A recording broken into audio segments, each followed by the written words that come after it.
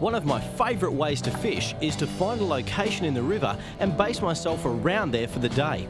The boat ramp at Point Walter is one of the best places in Perth's southern suburbs for this, because you've got a ton of different spots to fish in plenty of different ways. Today, I thought I'd go fishing with Ira and show you some of our favourite spots in the area, along with how to fish them with lures.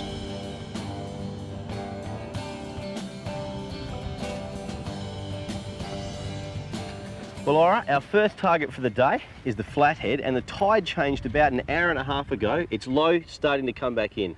Yeah, there's a bit of water moving, and along all these drop-offs along here in Bicton, there should be some nice flathead. Yeah, there's plenty of weed, that's what you're looking for, and a nice drop-off with some sand. We'll start here. I've got a prawn stir. What do you got? I'm actually using one of these jigs. Great for blowies because it's not a soft plastic. Nice tough material there so the blowies can hammer it, and yeah, they work good. Okay, let's see how we go for some floodies, eh?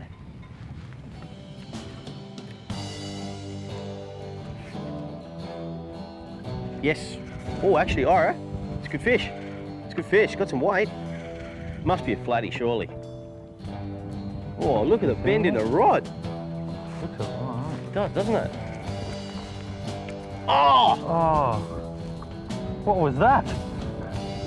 That could have been a mile away, but probably just a big flathead. Damn. It's gone now. That sure is.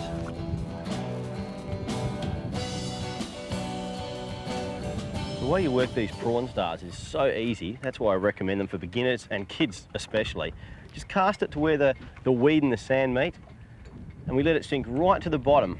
If you're in doubt, cast a 15 or even 20 and just let it sit there, because flatties will pick them up off the bottom. And I just wind up the slack, and I lift and wind.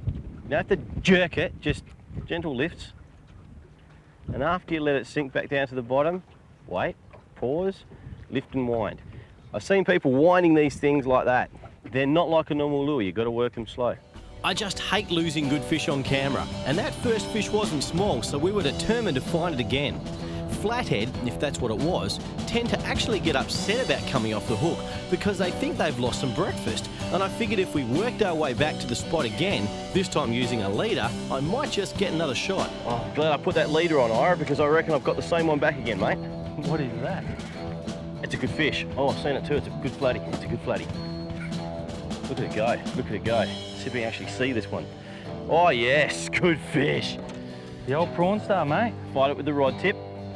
Nice. Just as it goes away. See, I'm trying to let it take line here. Look at that. Man, that's a good fish. Look at that. Bit of a bend in the rod there. Nice big swan bartail. Oh, yeah. That's a long buster. Have a look at him. Beauty. Nice. In the net she goes. The prawn star strikes again. Well, mate, I reckon you did me the first time, but now we're even. Ha!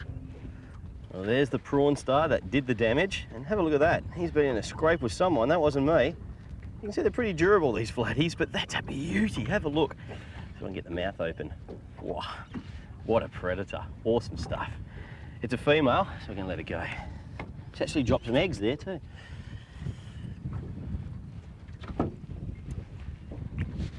There you go.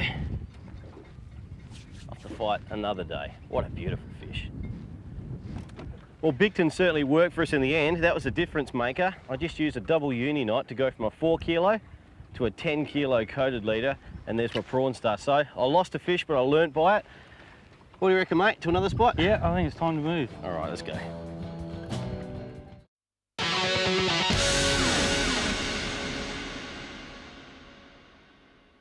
One thing I've learned is that city fish tend to learn to deal with noise and vibrations, so when we turned up to one of my favourite flathead banks, I wasn't too worried to see heavy machinery at work. Yeah, Ira. Look at this, mate. You got one? Heavy machinery all around. Water silty. There's still flathead here. Mate, I'm still tying mine on. Give me a chance. You said there'd be flathead along here. Now this spot is right in front of the new development near the Fremantle traffic bridge. This little beach in front of me here is about the most perfect flathead spot. It's really noisy, the fish don't care. They're building God knows what, but this whole beach, there's weed, there's a good drop off, and even in this water, which I can't see more than a few feet, Second cast, nice flat head, and you see the colour of this one compared to our first, much lighter to blend in with the milky water. So we've moved downstream from the first spot. Now the fish, Ira, before you've even got a lure in the water, I reckon we're going to move to another spot. Mate, I'm still tying mine on. Dolphins are a regular visitor to the Point Walter area, usually rounding up schools of bony herring. Plenty of times I've seen Taylor schools also chopping up bait with the dolphins, and I wouldn't be surprised if Mulloway also come in later to clean up the scraps, so it pays to be ready. Today, we were just happy to take a break to sit and watch the show.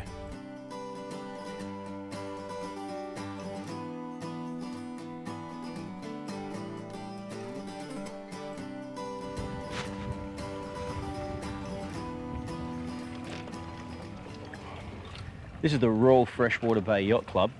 It's one of the more downstream yacht clubs. Blackwell Reach is just there. Now, this is all great structure. There's going to be bream, there's going to be herring, there's even Samson fish, juvenile ones around these sorts of areas. So jigs are the go, soft plastics or hard bodies if the blowfish are giving you nightmares, and just twitch them around the pylons.